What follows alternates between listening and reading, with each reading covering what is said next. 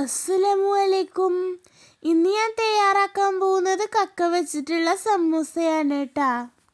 അപ്പോൾ അതിന് വേണ്ടിയിട്ട് ഒരു ബൗൾ എടുത്ത് അതിലേക്ക് 2 കപ്പ് മൈദ ഇട്ട് കൊടുക്കാം.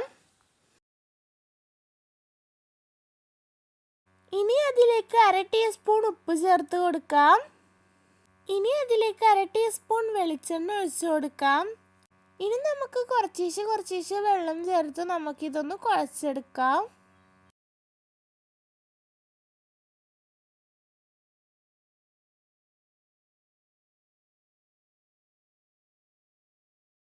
ഇനി അതിലേക്ക് കുറച്ച് കക്ക ഇവിടെ കഴുകി വൃത്തിയാക്കി വെച്ചിട്ടുണ്ട്.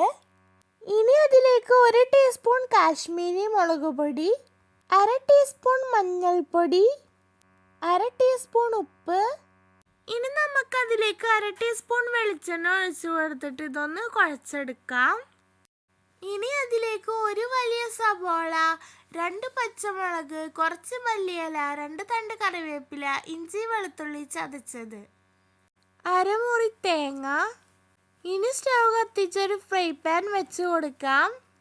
അതൊന്ന് ചൂടായി വന്നാൽ ഇനി അതിലേക്ക് വെളിച്ചെണ്ണ ഒഴിച്ചു കൊടുക്കാം.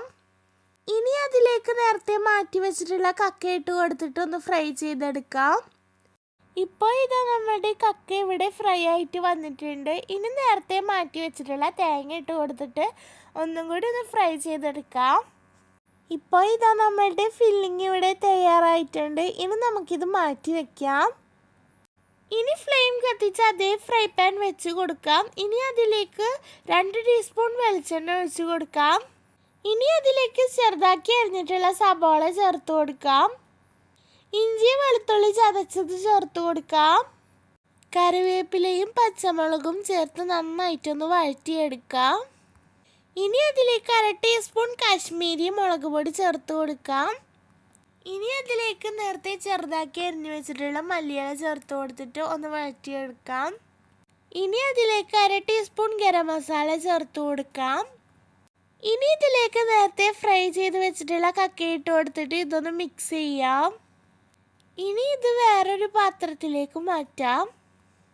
ഇപ്പോൾ ഇതാ നേരത്തെ തയ്യാറാക്കി വെച്ചിട്ടുള്ള ആ ഒരു ഡോ ഞാനിവിടെ കുറച്ച് ബോൾസ് ആക്കി എടുത്തിട്ടുണ്ട്. ഞാനിവിടെ അത് 5 ബോളാക്കിയിട്ടാണ് തരംതിരിച്ചിട്ടുള്ളത്. ഇനി നമുക്കൊരു ബോൾ എടുത്ത് ഇത് നന്നായിട്ട് തന്നെ ഒന്ന് പരത്തിയെടുക്കാം. ഇപ്പോൾ ഇതാ ഞാനിവിടെ നന്നായിട്ട് തന്നെ പരത്തിയെടുത്തിട്ടുണ്ട്. ഇനി നമുക്കിത് 4 പീസാക്കിയിട്ടൊന്ന് കട്ട് ചെയ്തെടുക്കാം.